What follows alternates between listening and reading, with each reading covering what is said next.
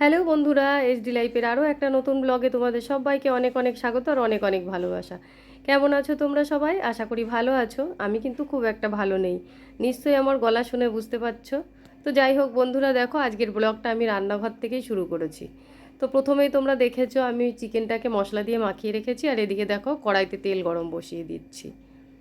কড়াইটা তো আগেই গরম হয়ে গেছে, তেলটা গরম করে নিয়ে আলুটা ভেজে নেব। তো দেখো আলুটা ভাজা বসিয়ে দিয়েছি। আর এই চিকেনটা জানো তো কালকে রান্না করার কথা ছিল, কেননা চিকেনটা বাজার থেকে কালকেই এনেছিলাম।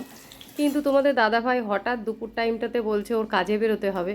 আর আমরা কালকে কোথায় কোথায় গেছিলাম না গেছিলাম, কি কি করেছি না করেছি সব কিছুই তোমাদের সঙ্গে আগের ভিডিওতে শেয়ার করেছি, সেই জন্য আর বললাম না। তো বাজার থেকে আসতে তো কাল অনেকটা দেরি হয়ে গেছিলো। একজন যদি একটু গুছিয়ে না দেয় তাহলে সময়ের মধ্যে রান্নাটাও হয়ে উঠবে না। সেই কারণে তোমাদের দাদাভাই বলল আমি যখন কাজে বেরিয়ে যাচ্ছি তাহলে আর আজকে চিকেনটা রান্না করতে হবে না, রেখে দাও, মাছের ঝোল ভাত করো। তো তোমাদের দাদাভাই বেরিয়ে যাওয়ার পর আমি শুধু মাছের ঝোল ভাত করেছিলাম। কাল সারাদিন ওটা দিয়েই হয়ে গেছে, সেই জন্য চিকেনটা আমি আজকে রান্না করছি। তো যাই হোক বন্ধুরা, দেখো আজকেও কিন্তু তোমাদের দাদাভাই আমাকে সব কিছু গুছিয়ে দিয়েছে। শরীরটা খুব একটা ভালো নেই, তাই হাতে হাতে একটু গুছিয়ে দিয়ে তারপর বললো রান্না করতে। তো আজকে আর বেশি কিছু করব না, শুধু এই চিকেনটাই রান্না করব আর ভাত। তো যাই হোক বন্ধুরা, গল্প করতে করতে তো দেখো অনেকটাই প্রায় রান্নাটা আমার হয়ে এসছে। তো আলুটা তো প্রথমে ভেজে তুলে নিয়েছি, নিয়ে একটু জিরে তেজপাতা ফোড়ন দিয়ে দিয়েছিলাম ওই তেলে, দিয়ে পেঁয়াজটাও দেখো আমি ভেজে নিয়েছি। ভেজে মশলাটা দিয়ে দিলাম। আর মশলায় আছে আদা, কাঁচা লঙ্কা আর রসুন। আর এবার বাকি মশলাগুলো আমি গুঁড়োই দিয়ে দেবো। তো তোমরা দেখতে পাচ্ছ এর মধ্যে আমি একটু জিরের গুঁড়ো দিয়ে দিলাম, আর এবারে একটু লঙ্কার গুঁড়োও দিয়ে দিলাম।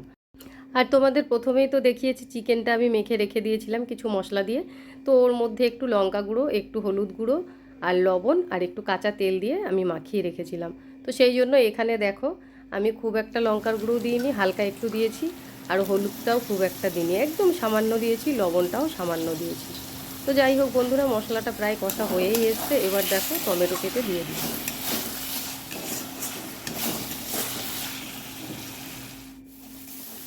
তো যাই হোক বন্ধুরা, দেখো এখানে মশলাগুলো কষা হয়েও গেছে, কড়াইতে লেগে লেগে যাচ্ছে। এবার মেখে রাখা চিকেনটা আমি এর মধ্যে দিয়ে দেবো।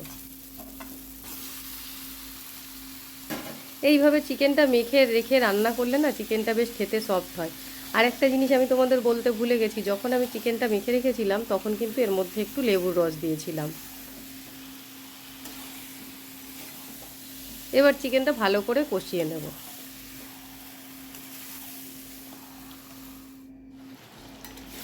চিকেনটা ভালো মতন কষানো হয়ে গেছে, এবার আমি এর মধ্যে আর একটা জিনিস দিয়ে দেবো।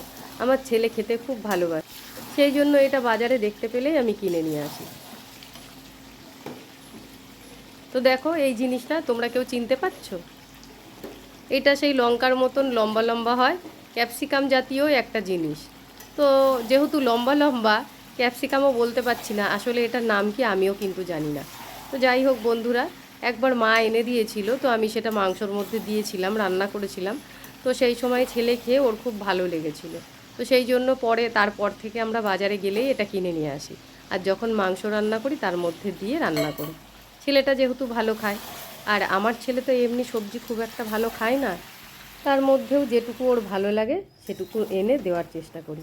তো যাই হোক বন্ধুরা, দেখো চিকেনটা ভালো মতন কষা হয়ে গেছে, আর এখান থেকে কিন্তু ছেলেকে আগেই বাটিতে করে আমি একটু তুলে দিয়েছি। এবার দেখো ভেজে রাখা আলুটাও আমি দিয়ে দিলাম। তো যাই হোক বন্ধুরা, মাংস কষাতে কষাতে ছেলে মাংস খেতে চায় আগাগোড়াই, মানে এটা ছোটোর থেকেই। কিন্তু যখন রান্না হয়ে যাবে ঝোল, মানে ঝোলে দেওয়া যে মাংসটা সেটা কিন্তু ও খুব একটা ভালোবাসে না। সেই জন্য যখনই রান্না করি কষা মাংসটাই ওকে দিয়ে দিও যতটা খায়, পরে না খেলেও আর কোনো কিছু মনে হয় না। তো যাই হোক বন্ধুরা, দেখো মাংসটা এবার আমার ভালো মতন কষানো হয়ে গেছে। এবার যে জলটা গরম হচ্ছিল পাশেই গ্যাসে, সেই জলটা আমি দিয়ে দেবো এর মধ্যে।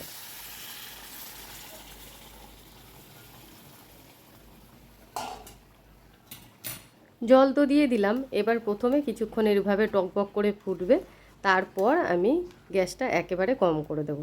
তারপর আস্তে আস্তে ফুটবে, আলুগুলোও ভালো মতন সেদ্ধ হয়ে যাবে, চিকেনটাও ভালো মতন সেদ্ধ হয়ে যাবে।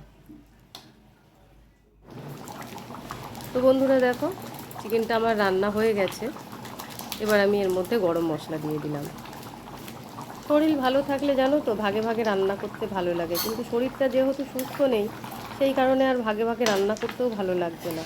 আর বেশ কিছুদিন হলো যাই রান্না করি না কেন শেষ হচ্ছে না, একটু একটু করে থেকেই যায়। এইভাবে না ফ্রিজের মধ্যে অনেক রকম তরিতরকারি জমা হয়ে গেছে। তো সেই জন্য শুধু চিকেনটাই রান্না করলাম, আর ফ্রিজে যেগুলো আছে বার করে সেগুলো দিয়ে খাওয়া হয়ে যাবে। তো বন্ধুরা দেখো আমার রান্না হয়ে গেছে, আর দেখতে কেমন হয়েছে সেটা দেখো। একটা পাত্রের মধ্যে ধরছিল না, মানে ধরছিল না বলতে একেবারে পুরোপুরি ভর্তি হয়ে যাচ্ছিল, সেই জন্য কিছুটা আমি একটা আলাদা পাত্রের মধ্যে তুলে নিয়েছি। ওদিকে আমি মাছের ঝোলটা গরম বসিয়েছি, তোমাদের তো বললাম ফ্রিজে অনেক রকম তরিতরকারি জমা হয়ে গেছে, তো সেইগুলো তো শেষ করতে হবে। তো সব কিছু আর বার করলাম না, শুধু মাছের ঝোলটা বার করেছি, করে আমি গরম বসিয়ে দিয়েছি। আর ভাতও হয়ে গেছে। তো বন্ধুরা দেখো মাছের ঝোল গরম করে নামিয়ে নিয়েছি, আর মাংসও দুটো পাত্রে আমি রেখেছি, তোমরা দেখলেই আগে একবার বললাম। তো চলো এদিককার তো হয়ে গেল, এবার গ্যাস ট্যাসগুলো পরিষ্কার করে নিই। ঠাকুরের বাসনগুলো আজকে আর সকালবেলায় মাজা হয়নি। তোমরা তো জানোই সকালবেলায় যখন আমি গোপালকে দিই তখন ঠাকুরের বাসনগুলো বার করে রাখি, তারপর সেইগুলো মেজে পরে স্নান করি। কিন্তু যেহেতু আজকে আর বার করে রাখা হয়নি, তাই আমার আর স্নান করার আগে ওগুলো মাজা হবে না। আগে আমি এখন গ্যাসটা পরিষ্কার করে নেব, নিয়ে তারপর গিয়ে স্নান করে তারপর ঠাকুরের বাসন ধুয়ে তারপর পুজো দেব। আজ আবার বেরোনো আছে, ক্লাস আছে, 4টের সময় আবার বেরোতে হবে, সেই তাড়াও আছে। তো চলো এবার আমি গ্যাস ট্যাসগুলো পরিষ্কার করে নিয়ে তারপর স্নান করতে যাই, স্নান করে পুজো দিয়ে তারপর আবার আসছি। তো বন্ধুরা দেখো ওদিকে সব কাজকর্ম সেরে রান্না বান্না সেরে স্নান পুজো সব কিছু হয়ে গেছে। এখন চলে এসেছি খাবার দাবার নিয়ে ঘরে। আর আমরা রান্নাঘরে রান্নাবান্না করলেও খাই কিন্তু ঘরেই, আর নিয়ে যেতে বসেই খাই। তো যাই হোক বন্ধুরা, আজ আবার তোমাদের দাদা ভাই বাড়িতে আছে, দুজনে মিলে একসঙ্গেই বসে পড়েছি খেতে। আর আমার ছেলে তো আমাদের সঙ্গে খায় না, ওর কোনো সময় পেটে খিদে থাকে না, যখনই খাবে তখনই জোর করে আমি খাওয়াবো, ততক্ষণে ওর পেট ভরবে।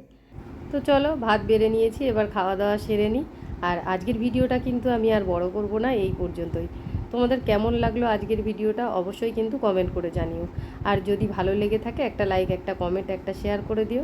আর যদি চ্যানেলে নতুন হয়ে থাকো চ্যানেলটাকে সাবস্ক্রাইব করে আমার পাশে থেকো। আজকের মতন এই পর্যন্তই, টাটা বন্ধুরা।